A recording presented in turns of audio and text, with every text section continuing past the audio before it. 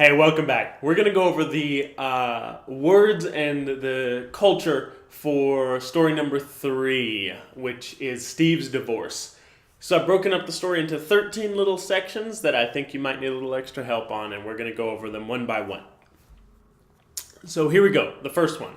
And again, you can find these down in the description below the video if you're looking for a list of them. So, number 1, we say, she had just slapped him with some divorce papers. She had just slapped him with some divorce papers.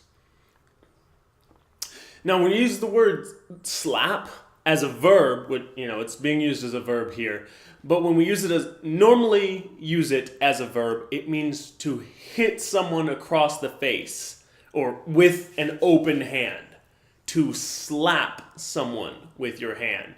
This way or this way, it doesn't matter. But it hurts a lot, when you slap someone. So that's the verb slap, to hit with an open hand, as opposed to punch, which is with a closed hand. This is punch, this is slap. So in this case, when we say she had just slapped him with some divorce papers. When we use slapped in this way, we're saying that, we're saying two things about the action.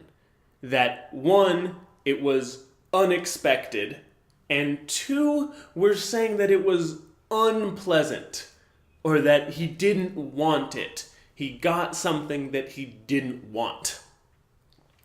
So say she just slapped him with some divorce papers. It means she surprised him with something that he didn't want. And that thing was the divorce papers. He didn't know that she was going to be filing for a divorce. And if you don't know, divorce means when a husband and a wife end their relationship and they get apart from each other. We say divorce. And so she had just slapped him with some divorce papers. And in this case, the divorce papers would be the document, the legal document from the government that has to do with your divorce. So she gave him the papers that he had to sign for the divorce. She just slapped him with some divorce papers. We use slapped in this case a lot when we're talking about giving someone a legal document that is bad for them. We use it quite a bit anytime you give someone a legal document that's not helping them, but it's hurting them. You would say, the lawyers just slapped him with a lawsuit. The lawsuit is a bad thing. You don't want a lawsuit. Say the lawyers just slapped him with a lawsuit. They surprised him with something that he didn't want. We use it a lot when we're talking about legal documents, but again, the idea is surprising someone with something that they don't want. And it's not just an idea that they want, it's giving them something that they don't want and is surprising to them, like documents, legal documents. You give them the legal documents, they're surprised, they don't want it, you slap them with the legal documents. Alright, so that's number 1. We're on number 2. We say, in the story, you see it says, everyone knew that she got around. Everyone knew that she got around. Now, when we're just talking about the verb get around, it just means, to have motion, to be able to go over here or to be able to go over here, to be able to get around, to move places. But in the case of the story, we're using it a little bit different. When you say a woman gets around, you're saying that she has sex with a lot of people. You're basically saying that she's a whore.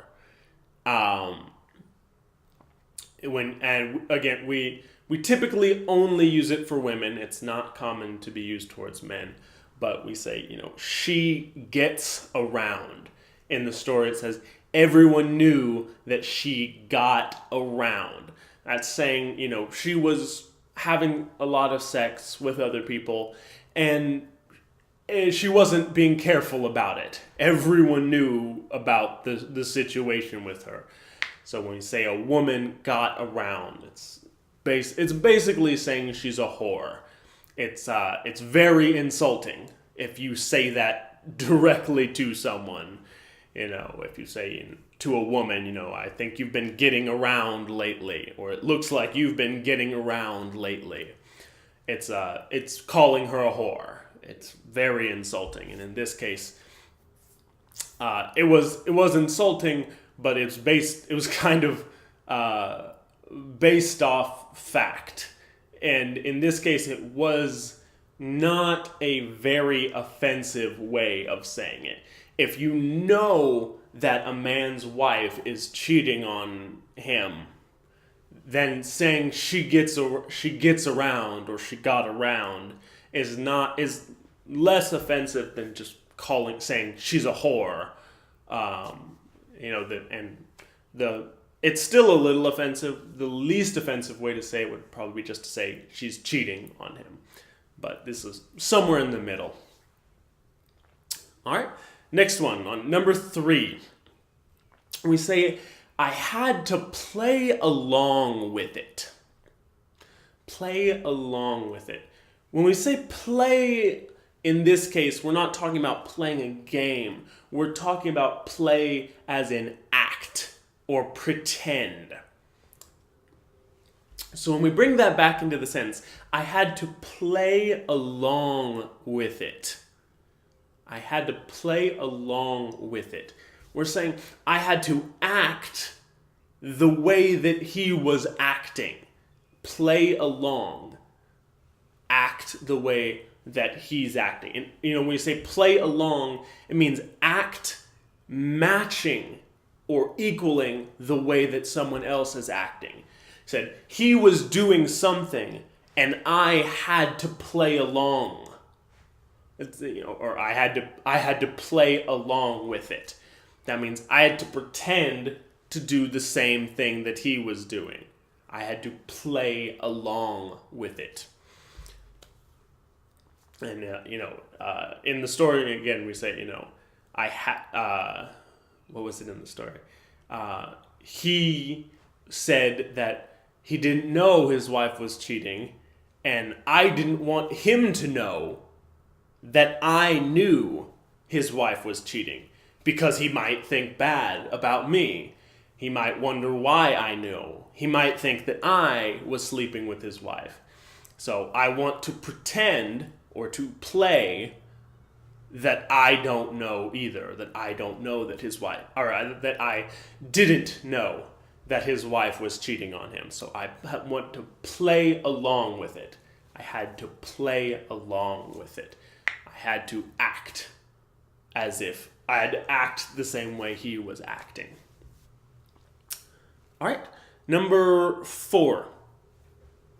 I said, man, I can imagine he must have went ballistic when she told him that. So the first part of this one, we say, I can imagine. I can imagine. Now this one has 2 different meanings to it. The first one is when you say I can imagine something, you're saying I can picture it in my head. I have thought without seeing it. I can think about it and picture what's happening. I can imagine it. That means it's exactly, it's something that I have a picture of inside my head. And you say there's something, someone says something, you say, oh, I can imagine that. When we use it like that, someone says, I don't know, something simple. I went to the store the other day, I can imagine that. Yeah, I can see that happening. It makes sense to me. But in this story, it actually means a little bit different. when we use it like this, it's kind of adds stress to a sentence or adds emphasis to a sentence. If you remember it from the story, it said, "Man, I can imagine he must have went ballistic when she told him." It does have the meaning. I can picture it because, I know him. He's my friend. I think he's an angry guy. I can imagine that he got angry. But it also just makes the second sentence that much more strong. I can imagine he must have went ballistic when she told him. Now for the second part of number 4. He went ballistic. He went ballistic. Now the word ballistic is one that we use to describe usually small objects moving at very high speeds. Like, very common things that we call ballistics are bullets from a gun. The bullet that you fire out of a gun, that's a ballistic. And a missile that you fire from an airplane or from the ground that shoots up and goes very fast, it's a ballistic item because, it's moves very fast. And we use ballistic for, things that move very fast and aggressively like that. In this sense, we say, he went ballistic. Now, he went ballistic just means he got very angry. We say he went ballistic. It's really, really strong. Very, very angry. And you can think of it like a bullet from a gun or like a missile going to destroy something. He went ballistic. He went like a bullet. He exploded like a bullet. Or, he launched like a rocket. He just went crazy. He went ballistic like a bullet. All right. Number 5, say, it was all he could do not to just clock her. So the first part of that, we say, it's all he could do. And the second part, not to just clock her. I'm going to give a quick explanation of the second part. Clock means punch in the face. We say clock her means punch with your fist in the face. Oh, we'll go back to that, but on to the first part. It was all he could do not to just clock her. This sentence has a very strong meaning for his emotional state at the time this was happening. Say it was all he could do not to just clock her. When you say it like that, it's saying he was so angry that he couldn't speak, he couldn't talk, he couldn't reason, he couldn't think about things. All he could do, the only thing he could do was try and control his anger so that he didn't punch her in the face. He's saying, he was so angry that he couldn't do anything else. He just had to control his physical body to keep himself from punching her in the face. It's a very strong statement. It was all he could do not to just clock her. And for the second part, when we say just clock her, it's a very informal way of speech and also a very aggressive way of saying it. When you say he clocked her, and it's the same word, like a clock on the wall that tells time. He clocked her. When we say he clocked her, first of all, it always means in the face, punched in the face, and it also means very violent. Usually when you say he clocked her or he clocked him, you'd say they were in a fight and one guy clocked the other guy. That means he hit him really hard in the face.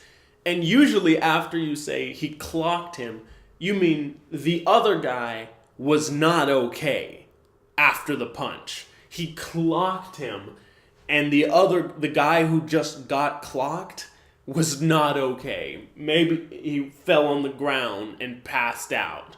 Or, maybe he just ran away, or maybe he had to go to the hospital. It's a very violent word.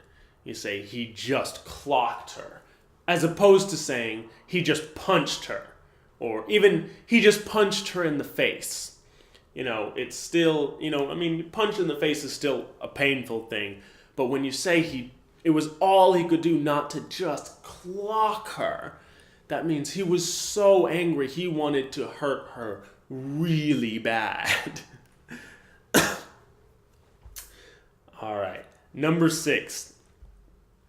It said, I don't know whether he was turning a blind eye the whole time. I don't know whether he was turning a blind eye the whole time. When we talk about turning a blind eye, when we use that idiom, it means that there's something that you should know is there.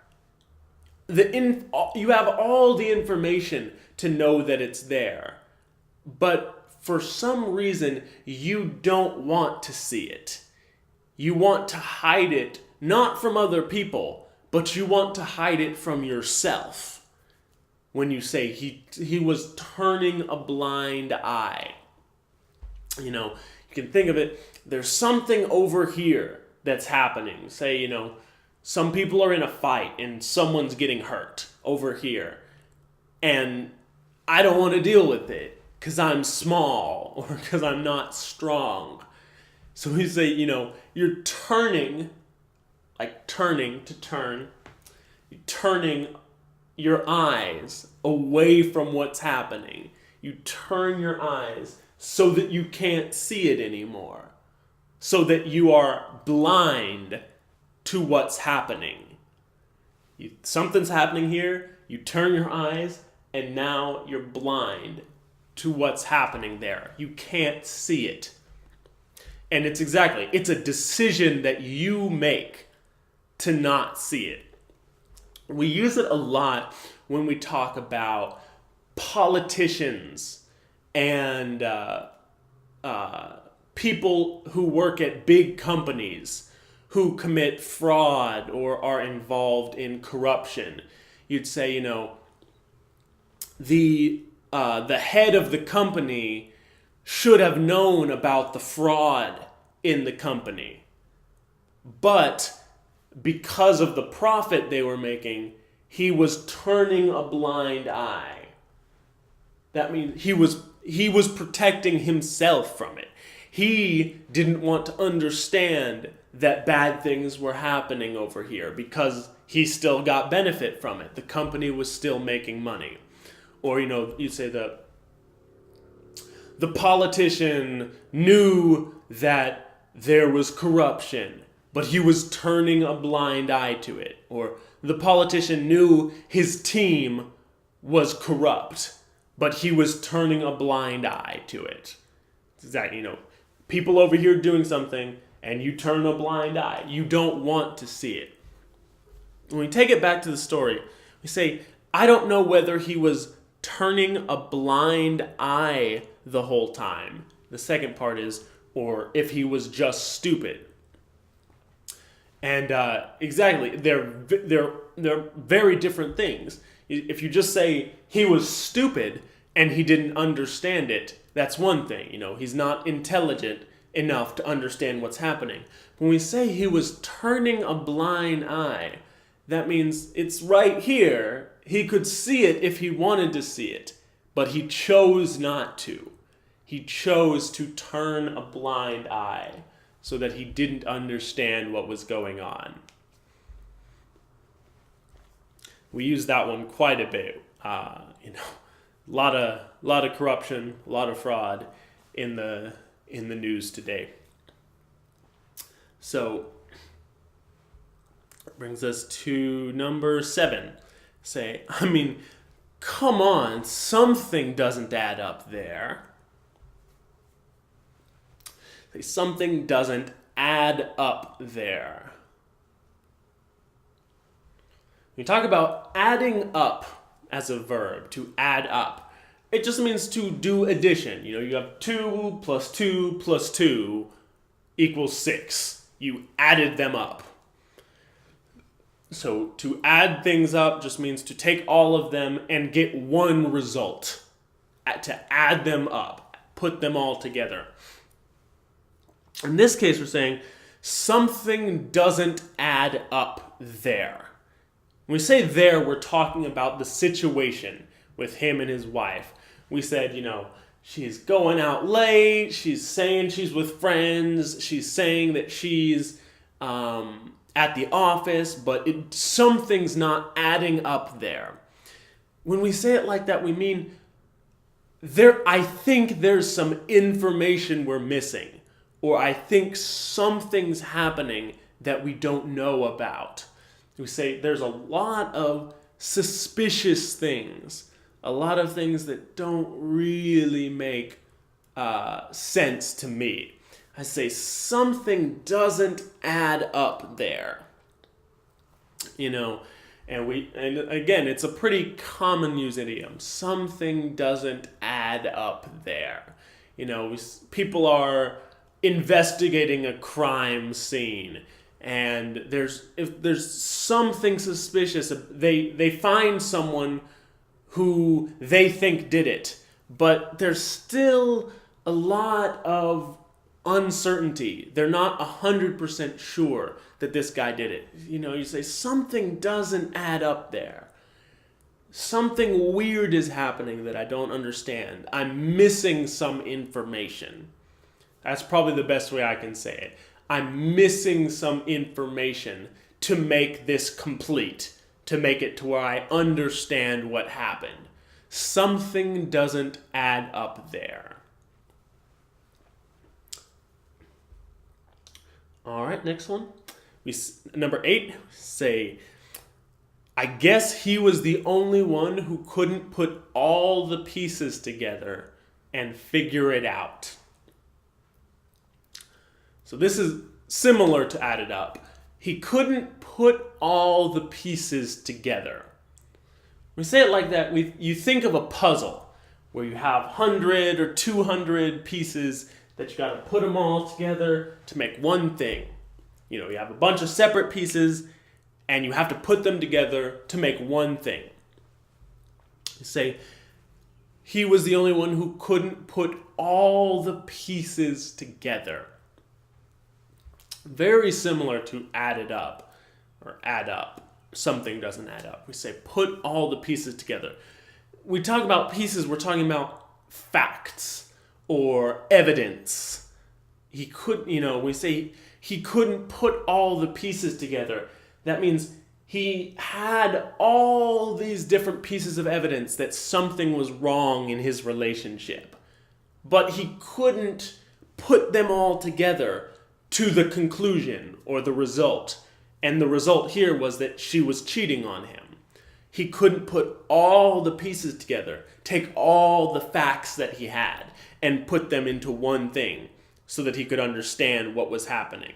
He couldn't put all the pieces together and figure it out or understand what was happening. In this case, that his wife was cheating on him. All right, number 9.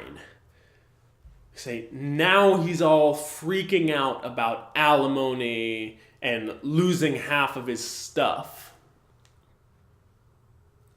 So I'm gonna start by alimony. The word alimony, it's in American law, it's the money that you pay to your wife or your husband when you get divorced so that they can support themselves. If a man marries a woman and the woman doesn't work and then the man divorces the woman, a lot of times he has to he's required by law to pay her money to live for a while, sometimes forever, especially if he's very rich and she's not. And it works the same way. If a woman marries a man and she has a lot of money, he doesn't work, she divorces him, she has to pay him money every month so he can live. That's alimony. And in the last part where you say losing half of his stuff, in the US, when you get divorced, most often they split everything you own. So all the money you have, your car, your house, all that stuff, you have to divide it in half, give half of it to one person, half of it to the other person. That's typically how things work. So let's go back to number 9. Now he's all freaking out about alimony and losing half of his stuff. So let's go to the first part real quick. Now he's all freaking out. When you say freaking out, it means anxious or nervous or afraid. You know, we say he's freaking out about something. That means he's scared or something's happening to him and he's either scared or stressed. It can mean really either one. You know, you could say a bear was attacking me and I was freaking out. Or a bear was running at me and I was freaking out. I was scared. You could also say, my boss told me to have this project done tomorrow, and I was all freaking out. In that case, we're talking about I'm stressed. I have a lot of pressure to finish this by tomorrow. Now, also, the word all in this case, he's all freaking out.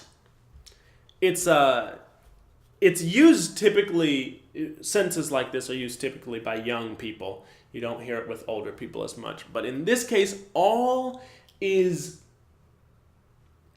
taking away from the situation. It's me saying that it's kind of saying that it's funny to me, or that he's overreacting, or that it changes the mood of the sentence. When I say it, first off, you don't need it. If you take out the word all, everything still makes sense. If you just say he's freaking out about alimony and losing half of his stuff. When we say he's all freaking out about alimony and losing half of his stuff, it's a mean thing to say. It's either I'm making fun of him, like I'm laughing at him, or, I think he's stupid. It's exactly, I'm making fun of him. I think his situation is funny to me.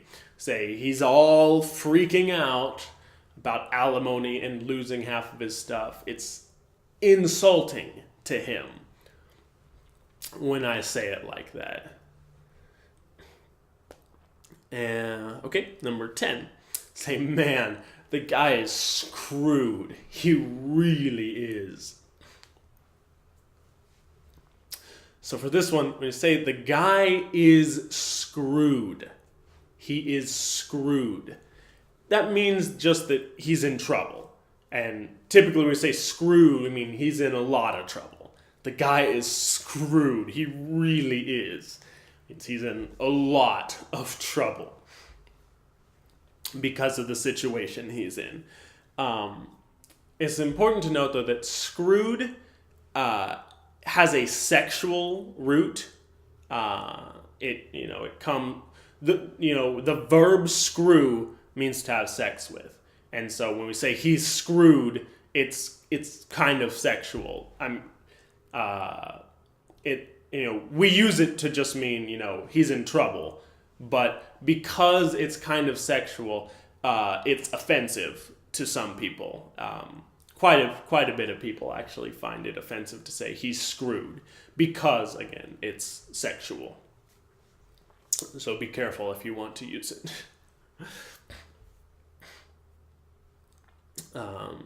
Yeah, I mean, there's a lot of things that are worse to say than screwed, but there are a lot of things that are better to say than it too. If you're in a formal situation, just he's in trouble, or he's really has a lot of problems right now. But really familiar speech with friends, he's screwed. Just he's in a lot of trouble. All right, so number 11, say she's going to take him for all he's worth before she finally kicks him to the curb. All right, so let's take the first part of that. She's going to take him for all he's worth. She is going to take him for all he is worth. Now, when we say that, we mean she's going to take everything that she can from him. They're getting divorced. When you get divorced, you split your money, you split your house, your car, everything you can. And we say she's going to take him for all he's worth. That's very strong, saying she's going to try and get as much money from him as she can before the divorce is over. And that specific sense, she's going to take him for all he's worth. It's very, very strong. We use it sometimes, when we're talking about a lawsuit. We use it quite a bit. A company did something bad to me, and I'm angry at the company, and I sue the company. I want to start a lawsuit against them, against the company. And I'm angry, and I'll say, I want to take them for all they're worth. I want to sue them and take them for all they're worth. That means I don't just want my money, I want revenge. When I say it like that, when I say I want to take them for all they're worth, or I'm going to take them for all they're worth, it's not just I want some money to make up for it. It's exactly, I want revenge. I want to damage them, to ruin them, to hurt them as much as I can before this is over. When you're using it as a person to another person, or as a person to a business, you can use it both ways. If you're talking about a company, I'm going to take them for all they're worth. Or if you're talking to a person, I'm going to take you for all you're worth. If you're suing a person, you say, I'm going to take you for all you're worth. We also use it sometimes when you're talking about gambling. And, the guy goes to the casino, he spends all of his money gambling, and he comes home and he can't pay his bills. He would say, they took me for all I'm worth. Or they took me for all I was worth. Either way. Saying, I don't have anything left. The casino took me for all I'm worth. They spent everything. They ruined me. They took everything they could. Even though it was my fault. It's exactly, when you say it like that, you're saying something bad about the other person. When you say, they took me for all I'm worth, you're saying they're a bad person or a bad business. They did something wrong. They took me for all I'm worth. And exactly in this sense, we say, she's going to take him for all he's worth. We're saying she's a bad person for doing this. She's going to get all of his money that she can, but she's a bad person for doing it because, when we say it like that, she's going to take him for all he's worth. We're saying she's going to try and ruin him, try and get revenge. She's angry. She's a mean person. And for the second part, she's going to take him for all he's worth before she finally kicks him to the curb. Kicks him to the curb. Now the curb, when we talk about the curb, when you have a road, usually there's a part on the side of the road, mostly in cities. On the side of the road, there's a part that goes up. It's also a part of the road, but it goes up before it gets to the grass or the sidewalk. So you have a road, and then on each side of the road, it goes up. And then there's grass or sidewalk or anything. We say that's the curb. That part of the road, the part right beside the road, is the curb. So when we say before she finally kicks him with her foot, I don't know if you can see it, kicks him, before she finally kicks him to the curb. We use that very often when we say a woman is ending a relationship with a man for really any reason. She kicked him to the curb. We can say, and it really works either way. It doesn't say anything about either person. You say that the husband cheated on his wife, so she finally kicked him to the curb, or the wife left her husband. She just kicked him to the curb. It's just a woman ending a relationship with a man for any reason, really. She kicked him to the curb. And, it does imply that the relationship ended badly. It's saying that, she didn't just say, let's get a divorce. She kicked him to the curb. That means she was angry at him. She didn't even want him to be in the same house anymore. She just wanted him to leave. She kicked him to the curb. When you think of the literal sentence, kicked him to the curb, hit him with her foot until he was out in the street. She kicked him out of the house, all the way to the curb, out to the street. All right, number 12, we're almost done. Say, now he's going through the rotations of which friend have a place he can crash. He's going through the rotations of which friends have a place he can crash. Now, when we say crash, that last word, it just means sleep.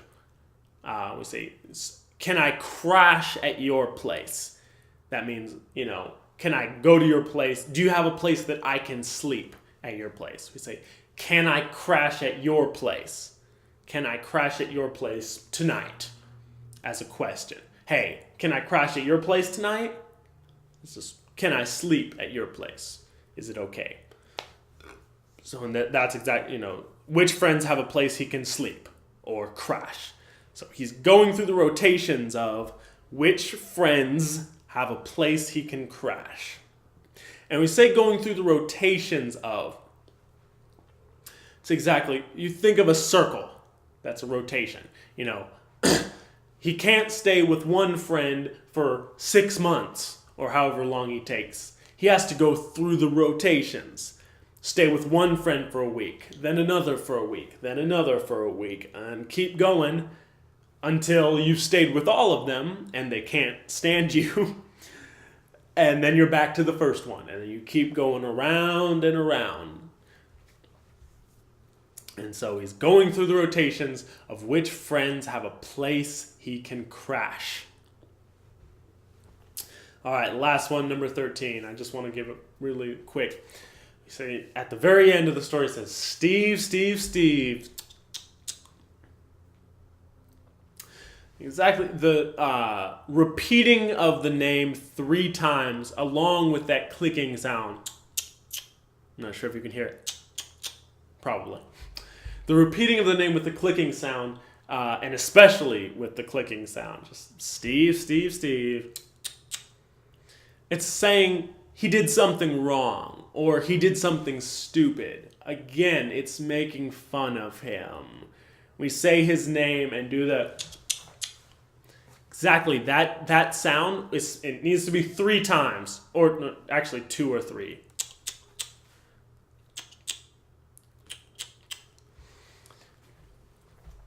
It means you've done something that's obviously wrong or stupid. It's when we make that sound at someone, it's insulting them. It's kind of offensive to do that to someone. You see someone do something and just like, Steve. So exactly, you did something stupid, and I'm saying that you should have known better. That's the best way to describe it. It means you should have known better. In this case, again, we go Steve, Steve, Steve. And Steve should have known better. So those are all the phrases I had to review. So what did you think about the tone of the story again this time? Again, it's pretty negative.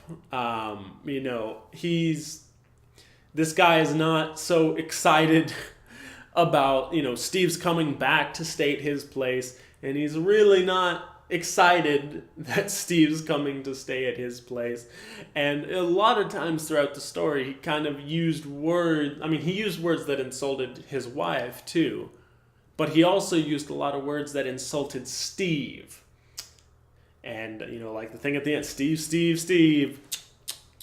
And when we say now he's all freaking out, instead of just saying he's freaking out. Now he's all freaking out about alimony and losing half his stuff. It's a very negative tone towards Steve, and especially, it's towards Steve's wife too.